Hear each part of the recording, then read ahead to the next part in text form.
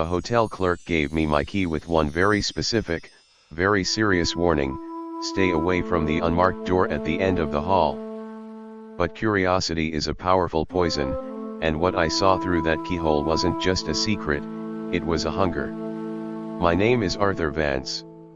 I'm a man of spreadsheets and pressure points, the kind of guy who measures success in quarterly reports and mileage logs. I was driving the Interstate 90 corridor, chasing a merger that was circling the drain, when my old sedan decided to die right outside of Blackwood, a town that seemed to have materialized out of a ghost story.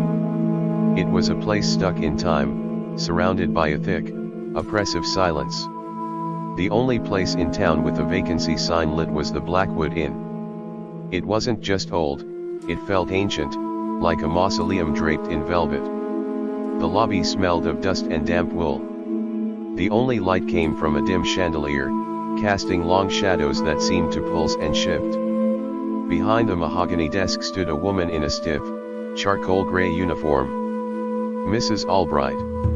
She was brittle and thin, her face a map of worry lines, and her eyes, they were unnervingly still. "Room 401, she stated, her voice dry as a desert wind. She slid the brass key across the counter. "Thank you, ma'am." She didn't move. Her eyes locked onto mine. "Mr. Vance, one thing. Your room is at the end of the hall on the 4th floor. You'll pass an unmarked door. No number. It's locked. It's a supply closet, nothing more. And it is, under no circumstances, to be approached." I blinked. "Okay. I am serious, Mr. Vance," she insisted, her grip tightening on the counter. "There is no reason to look at it. No reason to touch it. It is out of bounds. Do you understand?" Her intensity was unnerving. I'd dealt with stressed people my entire life, but this was different. This was a deep, almost religious fervor. "Yes, Mrs. Albright. I understand. No unmarked door." She finally released me with a tight, skeptical nod. "Good. Enjoy your stay, Mr. Vance." The elevator was a rusted cage that groaned its way to the 4th floor. When the door opened, the air was different. It was colder, with a dampness that clung to my skin and a faint, metallic smell, like old pennies. The hallway was narrow and poorly lit, lined with thick, burgundy wallpaper that seemed to absorb the light. I walked past doors with elegant brass numbers, 402, 403, and then I saw it. Just before my room, there was a door. It was made of dark oak, thick and solid, but it had no number. It looked exactly like the others, except for that stark, unsettling blankness where a number should have been. It looked thirsty. I tried to ignore the pull. I really did. I was a practical man. But Mrs. Albright's obsessive warnings had planted a seed of curiosity. A forbidden room. In a hotel straight out of a horror movie. I went to my room, 401, a perfectly ordinary space except for the pervasive chill and the way the furniture felt like it was watching me.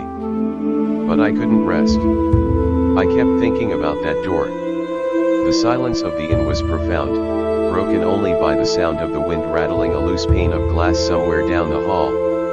I lay in bed, but my mind was elsewhere. Finally, at 2:17 a.m., I gave in. I slipped out of my room and walked toward the unmarked door. The air here was noticeably colder, biting at my nose and ears. I put my hand on the doorknob. Locked, of course. I bent down, my eye level with the keyhole. It was an old-fashioned keyhole, wide and deep, a black void. A draft of freezing air rushed through it, so cold it made my eye water. I peered inside. The first thing I registered was that it was not a storeroom. It was a bedroom. It was furnished exactly like mine, a mahogany dresser, a 4-poster bed. And in the corner, facing away from the door, stood a woman. She was incredibly pale. Not just fair-skinned, but a ghostly, translucent white. her skin seemed to absorb the ambient light. She was dressed in a simple white nightgown. She leaned her forehead against the wall, utterly still. I watched her for a long time. It was wrong. It felt intrusive, violating. But I couldn't look away. Was she sick? Or just strange? I considered knocking, offering help, but something in the stillness of her posture stopped me. Then, she moved. It wasn't a turn. It was a sharp, unnatural rotation of her head. Her neck didn't seem to articulate. She just snapped her head over her shoulder, directly toward the door. I recoiled instantly, stumbling backward, the cold air hitting my face like a physical blow. I scrambled back to my room, heart hammering against my ribs, convinced I had been seen. I barely slept. The image of that sharp turn, that sudden awareness, was burned into my mind. The next day, I tried to check out, but my car still wasn't fixed. I was trapped in Blackwood for another night. The second night was worse. The silence of the hotel was now hostile. I kept hearing sounds from the hall that weren't there when I investigated. By 1 a.m., the compulsion to return to the door was overwhelming. I needed to know who that woman was. Was she okay? I approached the unmarked door again. I knelt, my breath held tight, and peered through the wide keyhole. I expected to see the room, the pale woman, perhaps even the bed she was likely lying in. But all I saw was redness. A deep, vibrant, crimson red. It wasn't a curtain. It wasn't fabric. It was a dense, unmoving color that filled the entire space of the keyhole. It was so close to the opening that it seemed to bulge against the metal. And it was warm. A hot, humid air pulsed through the keyhole, carrying a faint, sickening odor, a coppery, metallic scent that made my stomach churn. The redness pulsed. A slow, rhythmic thump-thump seemed to echo from the keyhole, a low vibration that traveled up my finger, which was resting lightly on the brass. It wasn't just a color. It was viscous. It looked like clotted blood, but somehow alive. I yanked my eye away, gasping for air. My heart was pounding so hard I thought I might burst a blood vessel. I needed answers. I ran down to the lobby. The clock behind the desk read 2:30 a.m. Mrs. Albright was there, exactly where I had left her. She hadn't moved. Mrs. Albright, I stammered. The room. The unmarked door. I looked through the keyhole. She sighed, a slow, weary exhalation that seemed to carry the weight of decades. She didn't look surprised. "I knew you would," she said, her voice flat. "Men always do. They can't resist the forbidden." She leaned forward, her eyes catching the dim light of the lobby. "You saw the pale woman on the first night, didn't you? And the second night, you saw the redness?" I nodded, my throat tight. "What is it? Why is it there?" She looked at me, a flicker of something close to pity in her eyes. "There was a couple, a long time ago. The Blackwells. She was beautiful, but she had a peculiar condition. Her skin was pure white, from a rare genetic disorder. She was always pale. Her husband, however, was a very jealous man. He was convinced she was cheating on him. One night, he went mad and murdered her in that room, in a terrible rage. He gouged out her eyes." A shiver ran down my spine. "The police found him raving, covered in her blood. He claimed her eyes were the only thing about her that wasn't pure white. They were a bright, vibrant crimson. We locked the room. But she never left. She's still in there, the spirit of Mrs. Blackwell. We tried to rent the room, but everyone who stayed inside became frantic. They felt an overwhelming sense of suffocation. They said the room was too hot, that the walls were moving. We sealed it off." She looked at me, her face pale in the dim light. "You see, Mr. Vance, the woman you saw. She is white all over, except for her eyes, which are red. I stumbled back up to my room. The reality of what she said hit me like a sledgehammer. The pale woman and the redness. The pale woman was the ghost. And the redness. That night, the silence of the Blackwood Inn was unbearable. I couldn't sleep. I felt a chill that was deeper than the cold air. I heard it then.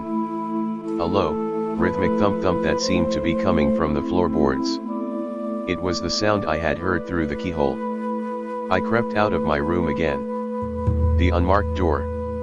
The sound was definitely coming from there. I approached it, cautiously. The thump-thump was louder now. I reached for the handle. It turned. I froze. It was locked last night. Slowly, agonizingly, I pushed the door inward, just a fraction of an inch. A wave of heat hit me, thick and wet, with that same metallic, coppery smell. I looked through the gap. The room was dark, but a faint light seemed to emanate from the corner where I had seen the woman standing. The floor, the walls, the ceiling, everything was covered in that deep, unmoving redness. It was not paint. It was not a carpet. It was a dense, living tapestry. It was slick and shiny, like a coating of wet enamel. The redness was moving. It was contracting and expanding in unison with the thump-thump noise. And then I saw the shape. It wasn't a woman. Not anymore. It was a pulsing, viscous mass, like a giant, discarded organ. It filled the corner, dripping slowly onto the floor. It was the redness. It was the spirit of Mrs. Blackwell, transformed. The horror wasn't that she was trapped in the room. The horror was that she was the room. She had absorbed the bloodshed, the rage, and the isolation until she became a living, pulsating tumor of flesh and vengeance. I stared at the pulsing horror, my mind screaming. And then, from the center of the mass, the redness parted. And two large, perfectly formed, blood-red spheres opened up. They were eyes. Her eyes. They stared at me with an intensity that promised endless torment. I felt a sharp pain in my own eyes, as if invisible hands were tearing them from their sockets. I stumbled backward, slamming the door shut, the thick, metallic air trap behind me. I ran back to my room, but I knew it was useless. The hotel had me.